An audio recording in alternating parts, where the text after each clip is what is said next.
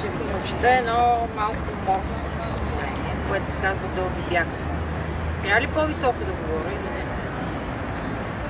Виждам празното море, стъкло и пясък, тънките вълни, които се повтарят. Знам, че съм направена от тонове илюзии, проблеми с обичането, криптофазия.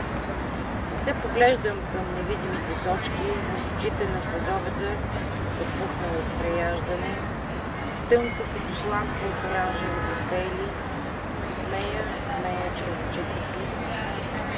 Как така пораствам? Как разбирам всичко в този свят и нещичко от другия? Вече с никого не мога да обядвам, да говоря, без да се тръскувам.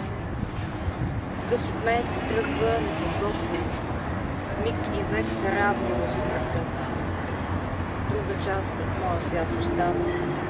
Всяка следваща година е все по-къса.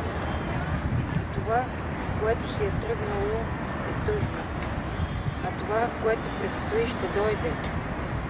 Хората са времето, което се изплъзва, и пространството, което се променя непрестанно. Само в сезоните си този свят е малък.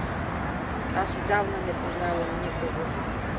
Гледам празното море и чувам гласовете на отдавниците, както в ефир.